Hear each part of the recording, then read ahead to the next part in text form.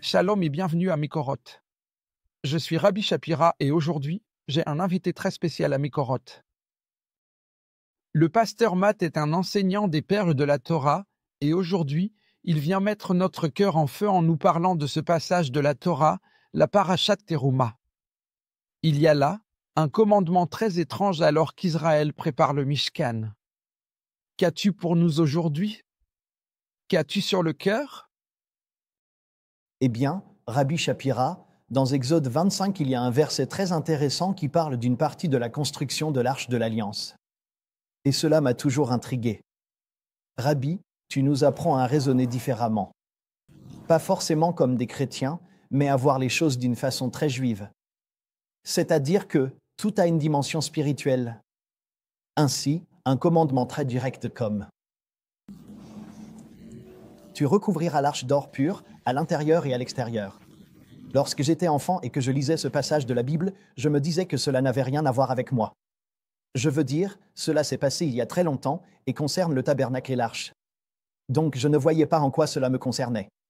Ok.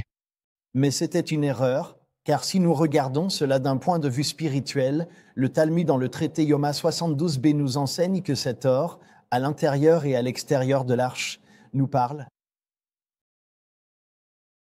d'harmonie entre l'intérieur et l'extérieur des érudits de la Torah. Sinon, ce n'est pas un érudit. Ça veut dire quoi pour toi? Et le moussard? Quelle leçon de moussard pourrais-tu enseigner sur ce sujet? Puis-je être un peu direct, Rabbi?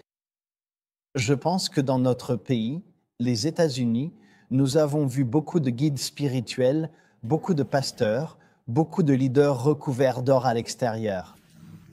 Ils brillent beaucoup extérieurement, mais nous en voyons aussi beaucoup tomber dans le péché. Il n'y a pas toujours de l'or à l'intérieur. Et cela me rappelle les paroles de Yeshua à propos des sépulcres blanchis, qui paraissent beaux au dehors et qui, au dedans, sont pleins d'impuretés. Donc, lorsque nous regardons des écritures comme celle-ci, qui parlent de recouvrir l'arche d'or à l'intérieur et à l'extérieur, nous devons être comme cette arche. Si nous avons cet extérieur où nous essayons de montrer au monde quelque chose de pur, de beau, de lumineux, mais que nous n'avons pas aussi l'or à l'intérieur, alors nous n'avons pas le droit de parler. Ouah, c'est puissant.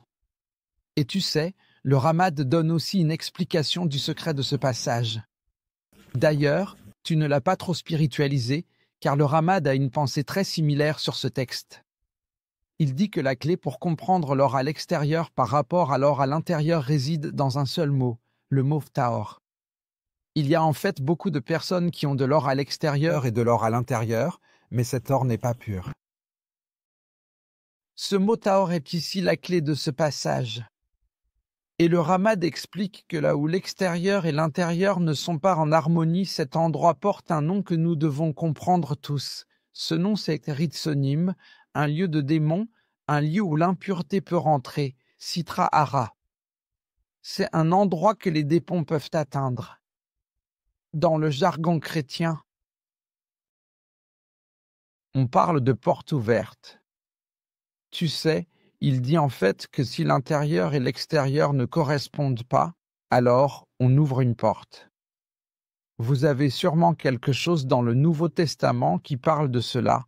Quand l'extérieur et l'intérieur ne correspondent pas, on ouvre une porte. Ainsi, il est écrit ici, Veasita alav zerzav saviv, on la recouvre d'or. C'est quelque chose de très important. Que dit Pirkei Avot au chapitre 1? Il dit, faites une bordure autour de la Torah. Faites une bordure autour de la Torah, à l'extérieur et à l'intérieur, afin que l'extérieur et l'intérieur se ressemblent. Avez-vous déjà visité une maison qui avait l'air somptueuse? Mais une fois à l'intérieur, vous constatez que l'intérieur ne correspond pas à l'extérieur? Oui. Mes amis, cela doit faire l'objet de notre attention. Le moussard d'aujourd'hui tiré des Mekorot est très important. Regardez la qualité de la maison.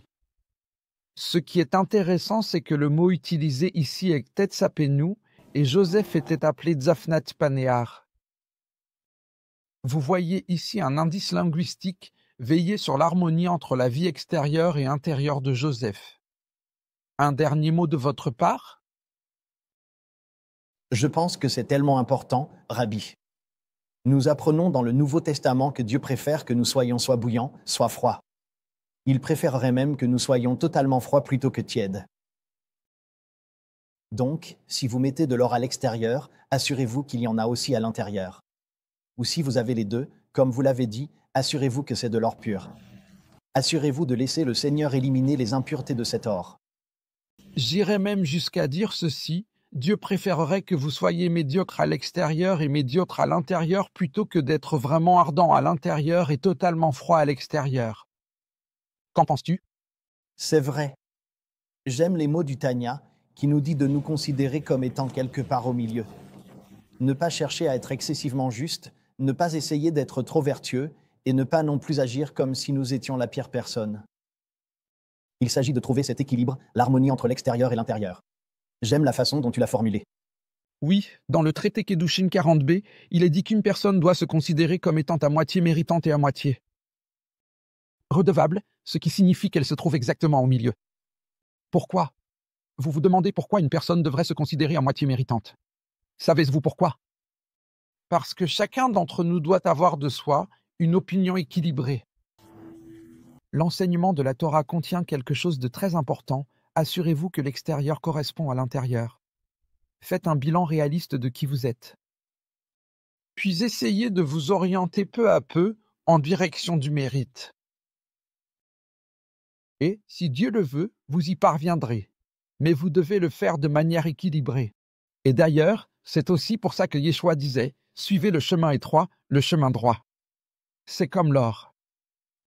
Ne me présentez pas de l'or à 20 carats à l'extérieur et de l'or de pacotille à l'intérieur. Dieu n'est pas impressionné par ces choses-là. Il vaut mieux avoir un carat à l'extérieur et un carat à l'intérieur. Quelle leçon pour nous aujourd'hui? Dieu recherche la sincérité. Soyons des croyants sincères. Voici, mes amis, les incroyables mécorotes de cette semaine. Shalom à tous.